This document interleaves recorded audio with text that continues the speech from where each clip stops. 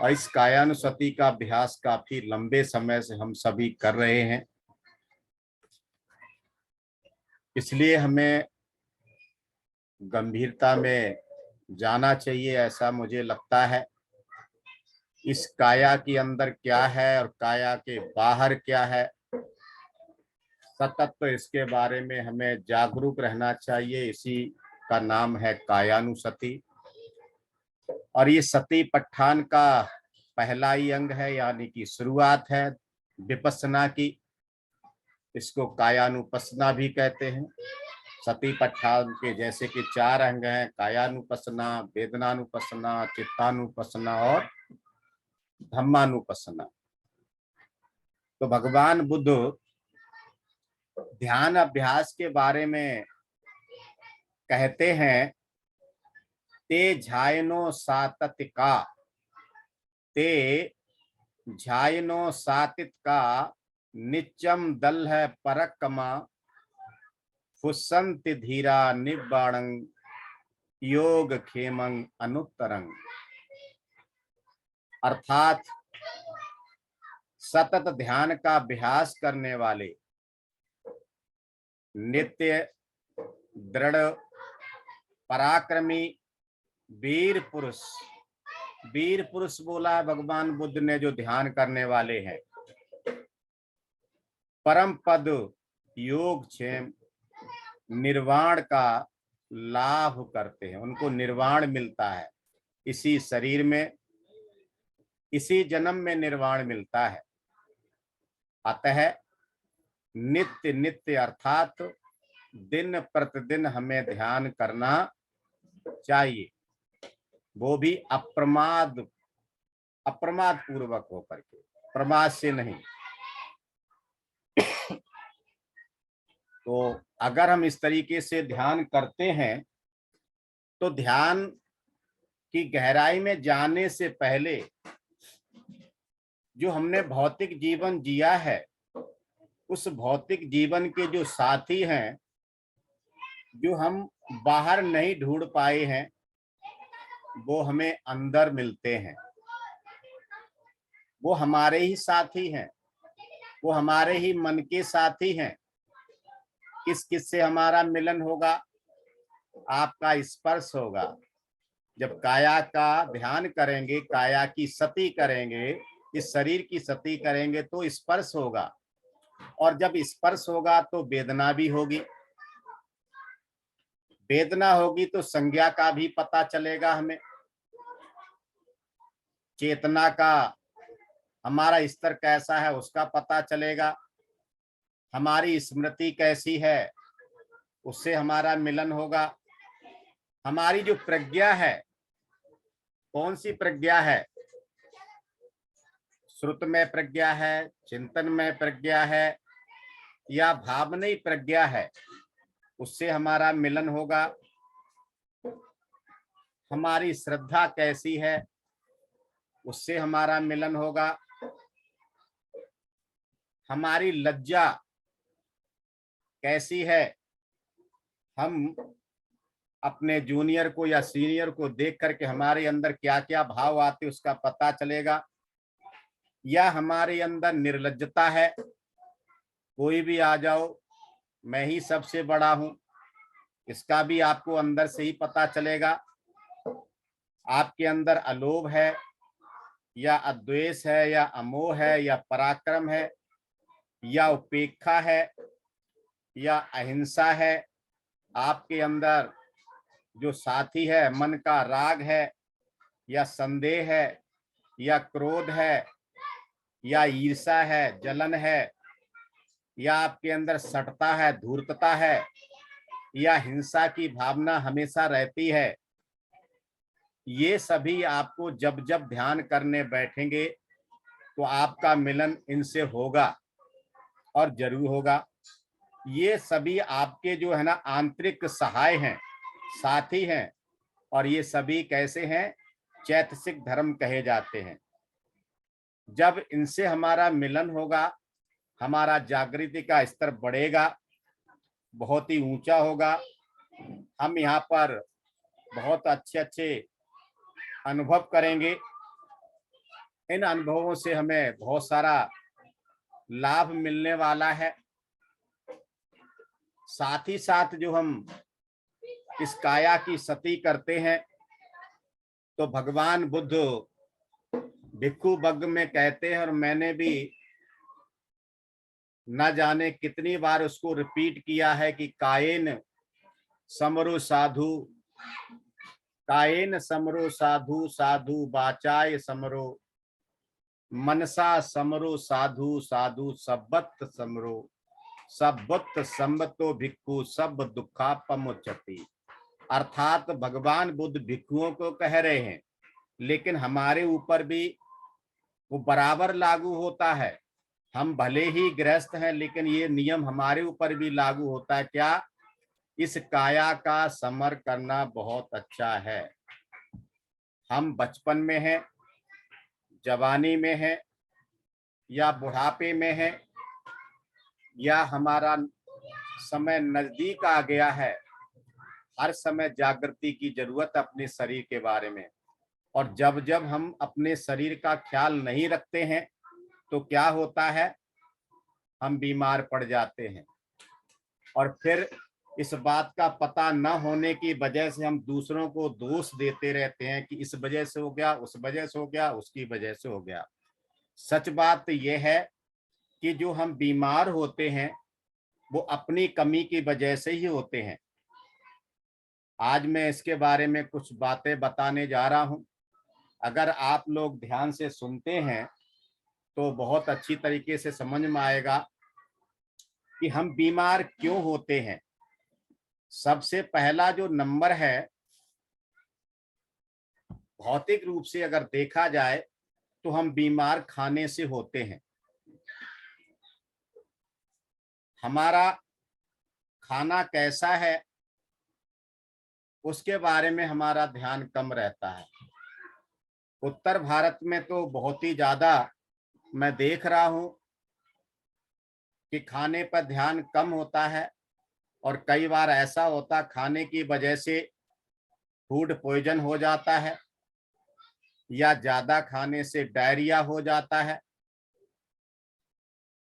Fast food ज्यादा का प्रचलन होने से उत्तर भारत में पनीर है, छोले भटूरे हैं, तमाम तरह के जो फास्ट फूड का प्रचलन ज्यादा होने की वजह से पेट खराब हो जाता है, आंतों में इन्फेक्शन हो जाता है, लीवर फैटी हो जाता है, और हम बीमार हो जाते हैं। किसकी वजह से बीमार होते हैं? अपनी स्वयं की कमी से, खाने की वजह से।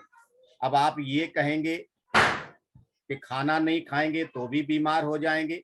बिल्कुल सही बात है, इस बात का भी ध्यान रखना है। इसका मतलब ये नहीं कि बिल्कुल ही खाना छोड़ दिया जाए। दूसरी बात आती है कि हम पीने से भी बीमार होते हैं। कई बार ऐसा होता है, बहुत सारे जो ठंडे पेय पदार्थ हैं उनके अंदर केमिकल होता है, और वो जरूरत से ज्यादा पी लेते हैं तो हमारे शरीर में उनका इन्फेक्शन होता है और हम बीमार हो जाते हैं। कुछ लोग तो इससे भी ज्यादा बढ़कर के शराब वगैरह ज्यादा पी लेते हैं। कई बार पी करके कहीं भी पड़े होते हैं, एक्सीडेंट हो जाता है, या फिर आंतें कमजोर हो जाती हैं, तरह तरह की बीमारियां आ जाती हैं। यानी कि हम पीने से भी बीमार होते हैं। अगला प्रश्न बड़ा ही अजीब है, आप लोगों को लगेगा ये क्या कह रहे हैं। हम सोने से बीमार होते हैं। सोने से कैसे बीमार होते हैं? जो लोग अपनी उम्र के अनुसार आराम नहीं करते हैं, नहीं सोते हैं और सोते ही रहते हैं, तो उनको भी बहुत सारी बीमारियां लगती हैं। सबसे पहले तो उनका वेट और पेट बढ़ता है, और बाद में तमाम तरह की बीमारियां घेर लेती हैं। सबसे पहला उनमें जो आता है वो आता है आलस। बहुत ज्यादा हमारा शरीर आलसी बन जाता है, और वो आलस कई बीमारियों में तब्दील कर देता है। तो हम सोने से भी बीमार होते हैं, हम चलने से भी बीमार होते हैं। अब आप कहेंगे कि चलने से कैसे बीमार होते हैं। अगर हम चलते ही रहेंगे, रुकेंगे ही नहीं, विश्राम ही नहीं करेंगे, तो क्या होगा? हम बीमार पड़ जाएंगे। हमारे शरीर के अंदर कितनी एनर्जी हमें लेनी चाहिए और कितनी एनर्जी हमें मूवमेंट में खर्च करनी चाहिए, और जब इसका बैलेंस नहीं रहता है तो बीमार पड़ जाते। आप हमारे कई महापुरुषों को देख सकते हैं, ज्यादा चलने की वजह से और कम आराम करने की वजह से जो उनको उम्र जितनी ज्यादा लेनी चाहिए तो वो उतनी उम्र नहीं ले पाते और उसके बीच में वो चले जाते हैं। तो आप वर्तमान में एक उदाहरण मानवर काशीराम का देख सकते हैं। उन्होंने इतनी यात्रा की और समय से पहले वो चल बसे। अगला जो है, हम सफर करने से बीमार होते हैं। कुछ लोग लगातार 24 घंटे, 36 घंटे, 72 घंटे का जब सफर करते हैं तो शरीर में कमजोरी आ जाती है, ब्लड प्रेशर कम या ज्यादा हो जाता है, हम बीमार पड़ जाते हैं। अगला प्रश्न है, और ये चिंतन का मुद्दा है, कि हम बैठने से बीमार हो जाते हैं। अब आप ये कहेंगे बैठने से कैसे बीमार हो जाते हैं? जब जरूरत से ज्यादा बैठते हैं, चलना फिरना नहीं करते हैं, तो सबसे पहले हमारे कमर में दर्द शुरू हो जाता है, पीठ में दर्द शुरू हो जाता है। अंदर का जो पेट का जो सिस्टम है वो बहुत ही स्लो हो जाता है, क्योंकि उनको गैप नहीं मिल पाता है। हमारे सामने एक उदाहरण है, बगैर नाम लिए बताना चाहूंगा। एक महिला है, लगभग 15, 20 या 22 साल से बहुत ज्यादा बैठी, 24 घंटे में 16 या 18 घंटे बैठी और उन्होंने मुश्किल से 2 या 2.5 घंटे का आराम किया होगा। उनकी टांगें टेढ़ी हो गई, घुटने मुड़ गए, कमर टेढ़ी हो गई और आज ये हालात है कि उनकी दोनों किडनी फेल हो गई हैं। दिल्ली के एक सरकारी हॉस्पिटल में वो भर्ती हैं। डॉक्टरों ने बताया है कि बचना मुश्किल है कि दोनों किडनी फेल हो गई हैं। तो ज्यादा बैठने से भी हम बीमार पड़ जाते हैं। अगला जो है कि हम हवा से बीमार होते हैं। अब आप ये कहेंगे हवा तो हमारे शरीर के लिए बहुत जरूरी है, हम हवा से कैसे बीमार होते हैं?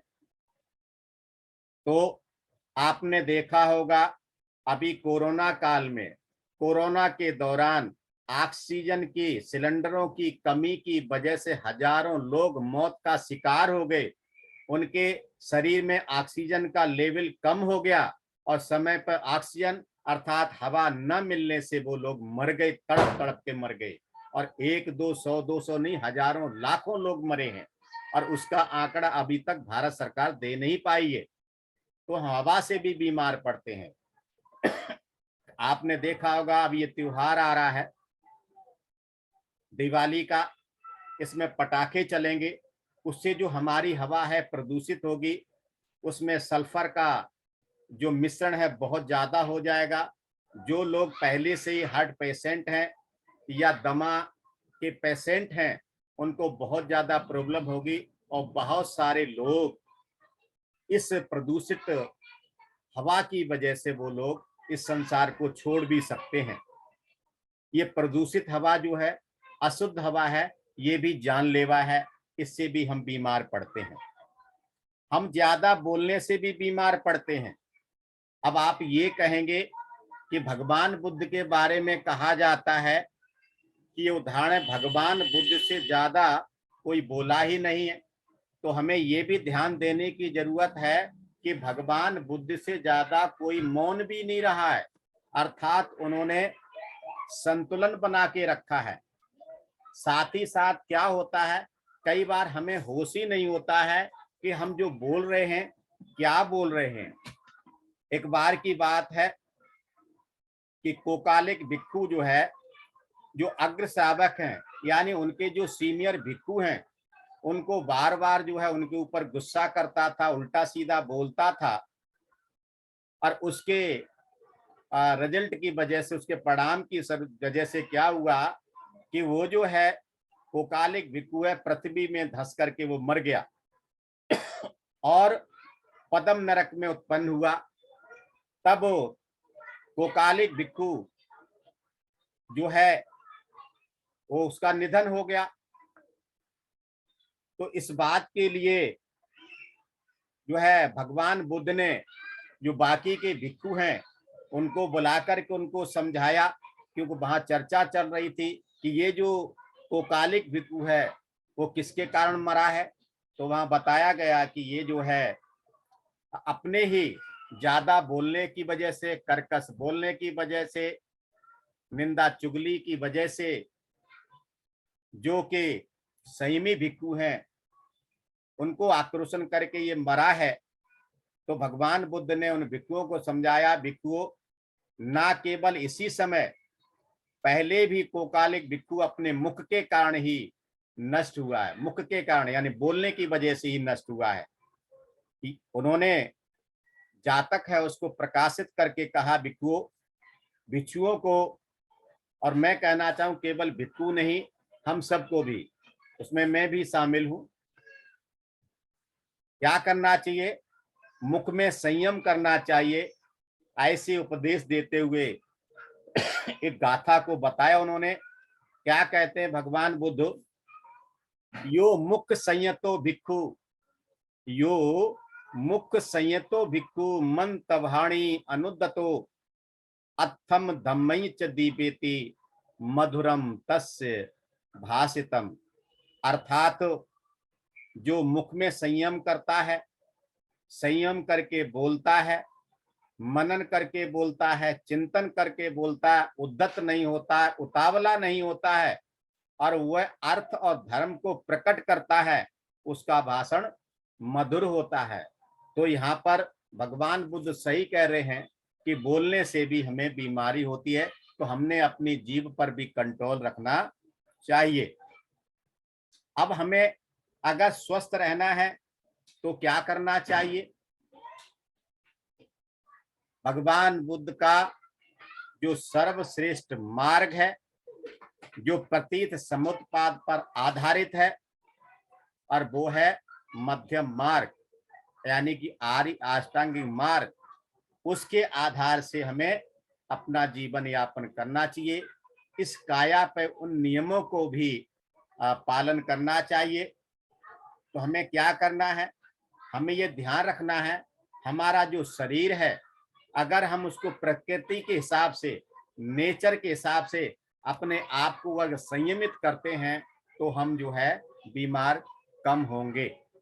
जो उम्र की अवस्था उम्र है उसका असर तो रहेगा, लेकिन बार बार बीमार नहीं पड़ेंगे। वो क्या है? पृथ्वी पर इस ब्रह्मांड में सबसे ज्यादा है पानी। लगभग 65 से 70% पानी है। तो हमें क्या संदेश देता है कि हमें पानी ज्यादा से ज्यादा पीना चाहिए। यानी हमारे शरीर में 65 से 70% पानी की मात्रा होनी ही चाहिए। अगर ये मात्रा कम हो जाती है तो हम बीमार पड़ जाएंगे। आपने देखा भी होगा, जब हॉस्पिटलाइज होते हैं, भर्ती किया जाता है, तो डॉक्टर लोग सबसे पहले ग्लूकोज की बोतल चढ़ाते हैं, और उसमें क्या होता है? सबसे ज्यादा पानी होता है।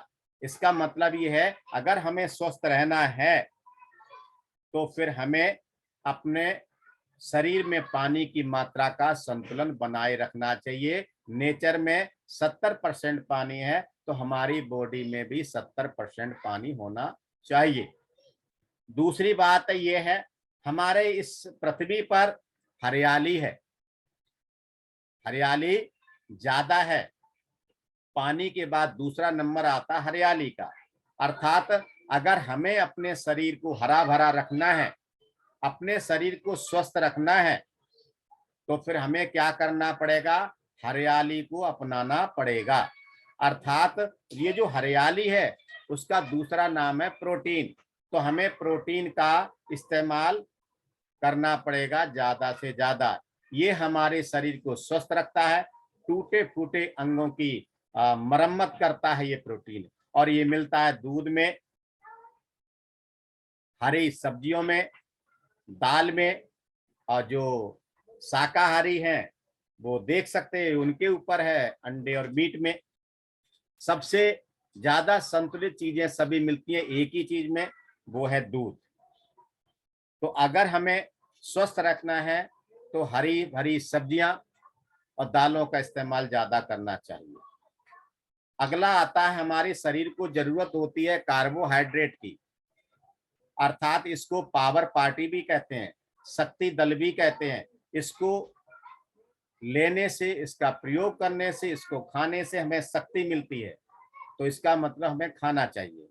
कितना खाना चाहिए इस बात का भी हमें ध्यान रखना चाहिए। अगर हम ज्यादा खाएंगे तो बीमार पड़ जाएंगे और नहीं खाएंगे तो भी हम बीमार पड़ जाएंगे। अक्सर आप लोगों ने देखा होगा कि कुछ लोग जो है, विशेषकर महिलाएं हैं, अभी जो हमारे स्क्रीन पर हैं, सामने हैं, उनकी बात नहीं कर रहा हूं मैं, आम महिलाओं की बात कर रहा हूं।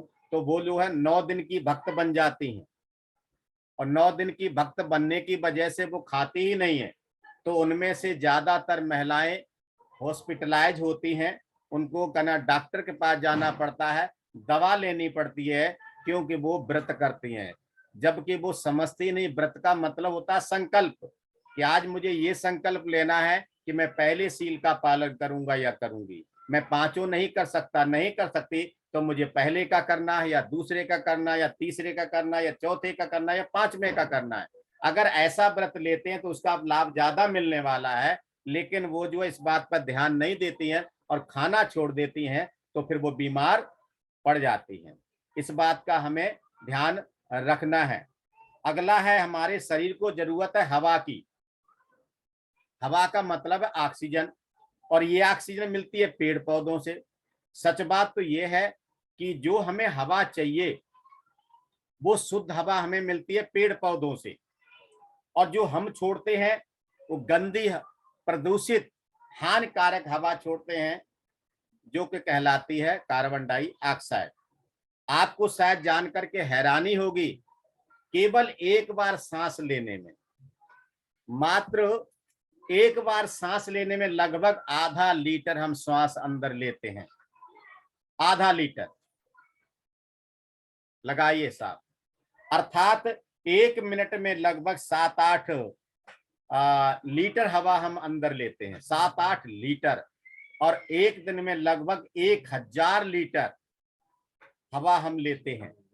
लगाइए साहब, कितनी हवा की जरूरत होती है, ऑक्सीजन की जरूरत ही होती है, और वो ऑक्सीजन मिलती है हमें पेड़ पौधों से। अगर हमें शुद्ध ऑक्सीजन चाहिए तो हमें अपने आसपास, अपने घर के आसपास जहां भी जगह मिलती है, तो जहां बड़े नहीं तो छोटे पेड़ पौधे जरूर लगाने चाहिए, अगर हमें स्वस्थ रहना तो। नहीं तो हमें प्रदूषित हवा मिलेगी और उस प्रदूषित हवा से हम बीमार हो सकते हैं। अगला जो है वो है विटामिन।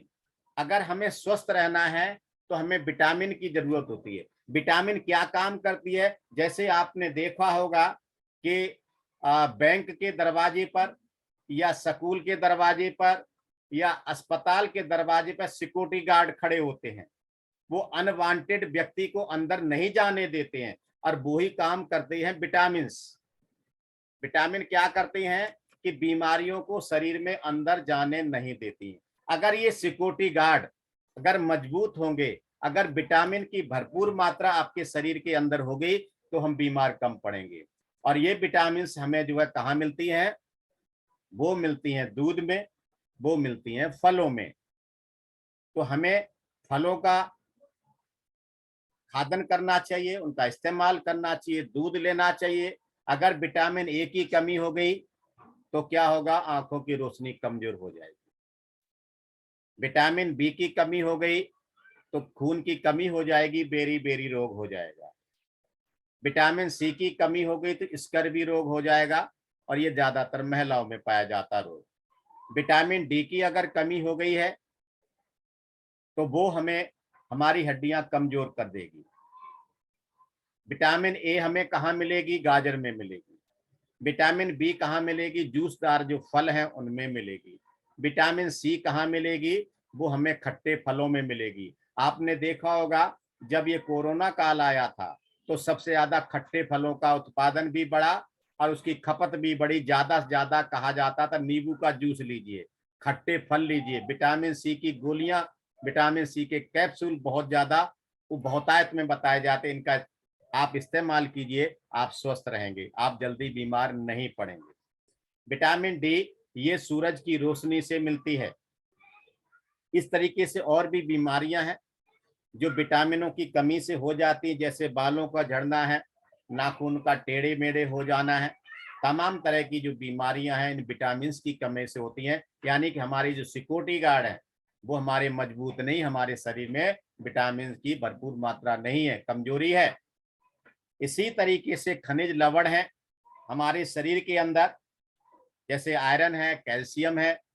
आयरन की कमी से खून गाढ़ा हो जाता है, खून की कमी भी हो जाती है। और कैल्शियम की कमी से आपको पता बताया था मैंने कि हड्डियां टेढ़ी मेढ़ी हो जाती हैं, कमजोर हो जाती हैं। जरा सा झटके में हड्डी टूट जाती है, फ्रैक्चर हो जाता है। आपने देखा होगा पहलवान लोग तो तोड़ फोड़ करते रहते हैं, उनकी हड्डियां इतनी जल्दी नहीं टूटती हैं क्योंकि उनके अंदर कैल्शियम की मात्रा भरपूर होती है। इसलिए हमें इनका ध्यान रखना है। इसके साथ ही साथ हमें संतुलित आहार लेना है। संतुलित आहार में क्या होना चाहिए?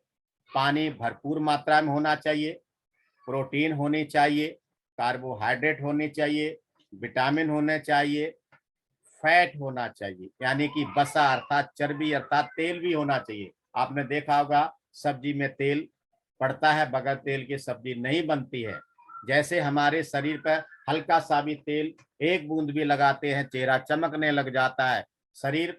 इसी तरीके सब्जी में थोड़ा भी तेल पड़ता है तो वो उसका टेस्ट बढ़ जाता है। लेकिन इसका ध्यान रखना है कि ज्यादा हमें जो है तेल का इस्तेमाल नहीं करना है, उसका हमें संतुलन बनाए रखना है। इसके साथ साथ खनिज लवण का भी हमें ध्यान रखना है। अगर हम ऐसा करते हैं तो हम अपने शरीर को स्वस्थ रख सकते हैं। लेकिन अगर सही में अध्यात्म के रूप से हम अपने शरीर को जब देखते हैं तो भगवान बुद्ध क्या कहते हैं, हमें इस बात का ध्यान रखना है। कुंभूपमं कायमिमं विदित्वा, कुंभूपमं कायमिमं विदित्वा, नग रूपम चित्तमिदं ठपेत्वा, योधेन मारंग पय्यायुधेन, जितम न रखे अनबेसनो सिया। ये चित्तबग की गाथा है। चित्तबग में से 8वीं गाथा है। भगवान बुद्ध क्या कहते हैं? इस अनित्य शरीर को देखो, ये जो शरीर है घड़े के समान है। घड़े के समान का मतलब क्या है?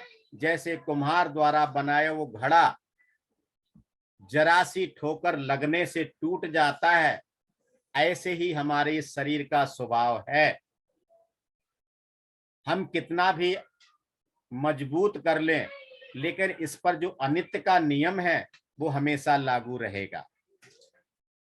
इस प्रकार से हम अपने घड़े को घड़े के समान जान करके इस चित्त को, जो हमारे जो बुद्धि है, दिमाग है, जो चित्त है, इस चित्त को नगर के समान जान करके इसको रक्षित करें, इसको दृढ़ करें, इसको जो है प्रज्ञा रूपी हथियार से युद्ध करें, जीत लेने पर अपनी रक्षा करें तथा आसक्ति रहित हों। किसी भी प्रकार का आकर्षण हमारे शरीर के प्रति नहीं होना चाहिए। ज्यादा जो आसक्ति है वो दुखदाई होती है, ज्यादा जो राग है, ज्यादा जो तृष्णा है वो दुखदाई होती है। अतः हमें अपने शरीर के प्रति ज्यादा आसक्त नहीं होना चाहिए, उसका ख्याल रखना चाहिए, उसका संभाल करना चाहिए, उसकी रक्षा करनी चाहिए, उसकी स्मृति करनी चाहिए, उसका ध्यान भी करना चाहिए, लेकिन ज्यादा आसक्ति नहीं पालनी चाहिए क्योंकि ये शरीर कैसा है? घड़े के समान है। इस बात का हमें ध्यान रखना चाहिए। आगे भगवान बुद्ध क्या कहते हैं? जब हमने शरीर धारण किया है, जब हमने शरीर धारण किया है, और शरीर का पहला धर्म क्या है? पहला धर्म ये सभी प्राणी, चाहे वो इंसान हो, चाहे जानवर हो, चाहे पक्षी हो, चाहे कीड़े मकोड़े हो, कैसे भी जानवर हो, कैसे भी प्राणी हो, सभी प्राणी आहार पर निर्भर हैं, उन्हें खाना ही पड़ेगा। अगर वो नहीं खाएंगे तो भी नहीं चलेंगे। हमने अभी क्या बताया था, हम खाने से बीमार होते हैं। कब खाने से बीमार होते हैं? ना खाने से भी बीमार होते हैं और ज्यादा खाने से भी बीमार होते हैं। तो भगवान बुद्ध यहाँ क्या कह रहे हैं कि भूख सबसे बड़ा रोग है। भगवान बुद्ध भूख को क्या कहते हैं कि ये सबसे बड़ा रोग है। जिगिच्छा परमा रोगा, दिदच्छा परमा रोगा, संखारा परमं दुखं, एवं यत्वा यथा भूगं, निब्बाणम परमं सुखम। ये सुख बक की गाथा है, 7वीं गाथा। भगवान बुद्ध क्या कहते हैं? भूख जो है सबसे बड़ा रोग है। सबसे बड़ा रोग भगवान बुद्ध बता रहे हैं। और जो संस्कार हैं जिनमें हमारी आसक्ति रहती है, ये संस्कार सबसे बड़े दुख हैं। ऐसे यथार्थ रूप से जान करके हमें समझना चाहिए कि निब्बाण सबसे बड़ा सुख है। इसलिए हमें इस बात का ख्याल रखना चाहिए। आगे भगवान बुद्ध क्या कहते, जैसा कि मैंने बताया अभी कि हमें अगर सुखी रहना है, स्वस्थ रहना है तो क्या करना चाहिए। तो भगवान बुद्ध क्या कहते हैं? निरोगिता परम लाभ है। निरोगिता यानी जो निरोगी काया है, जिसके शरीर में कोई भी किसी प्रकार का रोग नहीं है, समझ लो वो परम लाभी है। भगवान बुद्ध कहते हैं आरोग्य परमा लाभा, आरोग्य परमा लाभा, संतुष्टि परम धनं, विश्वास परमा याति, निब्बाण परमं सुखं। ये सुख बग की गाथा है। भगवान बुद्ध कहते हैं निरोग होना परम लाभ है। सही में जिसके शरीर में कोई रोग नहीं है, सबसे बड़ा सुखी, सबसे बड़ा लाभी वो ही व्यक्ति है। और भगवान बुद्ध कहते हैं संतोष परम धनं। भगवान बुद्ध कहते हैं संतोष परम धनं। इसका मतलब ये नहीं कि जितना भी हमारे पास है वहीं तक सीमित रहो। भगवान बुद्ध कहते हैं जितना है उतना तो है, लेकिन उससे आगे भी आप सेवन कर सकते हैं, रक्षित कर सकते हैं, विकास कर सकते हैं, लेकिन ज्यादा आसक्ति नहीं। आगे कहते हैं विश्वास सबसे बड़ा बंधु है। अगर विश्वास नहीं है तो समझ लो फिर कुछ नहीं। हमें विश्वास की भावना जगानी चाहिए अपने अंदर तथा दूसरों के अंदर भी। हम कितने श्रेष्ठ हैं, कितने अच्छे हैं, कितने बलवान हैं, कितने ज्ञानी ध्यानी हैं, इस बात का विश्वास दूसरे लोग अगर नहीं करते हैं तो सही में फिर मैं कुछ भी नहीं हूं। दूसरे लोगों को भी हमारे ऊपर विश्वास होना ही चाहिए। आगे भगवान बुद्ध कहते हैं कि जो निब्बाण है वो सबसे बड़ा सुख है। निब्बाण से बड़ा कोई सुख, निब्बाण से बड़ा कोई सुख नहीं है। निब्बाणं परमं सुखम। निब्बाण से बड़ा कोई सुख नहीं। निब्बाण का मतलब क्या है? इस शरीर में, इसी काया में अगर हम आसक्ति विहीन हो जाते हैं, हमारे अंदर से काम है, क्रोध है, मोह है, लोभ है, खुन्नस है, फुन्नस है, ये जो बैरी है, ये जलन की भावना है, अगर ये खत्म हो गई, हमारा जो शरीर, हमारा जो विशेषकर मन अगर सभी मलों से मुक्त हो गया है, और इसी को ही कहा जाता है निब्बाण। निब्बाण का मतलब ये नहीं कि इस शरीर को छोड़ देना है। निब्बाण का मतलब इसी शरीर में, इसी जन्म में सभी तरह के जो मल है, जो आसक्ति है, जो तृष्णा है, उन सभी से मुक्त होना ही निब्बाण है। और ये सबसे बड़ा सुख है। तो बहुत बहुत साधुवाद। मैंने आज आपको काया के बारे में बताने का प्रयास किया है। आध्यात्मिक रूप से काया को हम किस तरीके से देख सकते हैं। ये शरीर अनित्य है, ये घड़े के समान है। और बाहरी रूप से देखते हैं तो हमें इसको स्वस्थ भी रखना है। और हम स्वस्थ कब रहेंगे? जब हम नेचर के हिसाब से, प्रकृति के हिसाब से अपने शरीर को ढालने का प्रयास करेंगे। और बीमार हम कब होंगे? जब प्रकृति को हम नहीं मानेंगे, नेचर को नहीं मानेंगे, हम खाने पीने, बैठने, सोने, उठने, बोलने का ख्याल नहीं रखेंगे, हम अपने ऊपर संयम नहीं रखेंगे। जैसे कि पहले ही मैंने बोला शुरुआत में, कायेन समरो साधु, साधु वाचाय समरो, मनसा समरो, साधु सब्बत समरो, सब्बत सम्मतो भिक्खु सब दुखा पमुच्यति। काया का संयम करना बहुत भला है, वाणी का संयम करना बहुत भला है, मन का संयम करना बहुत भला है, अति उत्तम है। अगर काया, वाणी, मन तीनों का अगर हमने संयम कर लिया, तीनों को संयमित कर लिया, सब बुद्ध सम्मतो भिक्खु सब दुखा पमुच्यति, तो सभी प्रकार उसके दुख से मुक्ति मिल सकती है। तो बहुत बहुत साधुवाद, आज आप सभी ने मुझे सुन लिया, दिल्ली केंद्र ने मुझे मौका दिया, धम्म मित्र माधुरी बौद्ध ने मुझे आज संधि दी है, तो मैं आप सभी का बहुत बहुत साधुवाद करता हूँ, यहीं रुकता हूँ। सबको जय भीम, नमो बुद्धाय।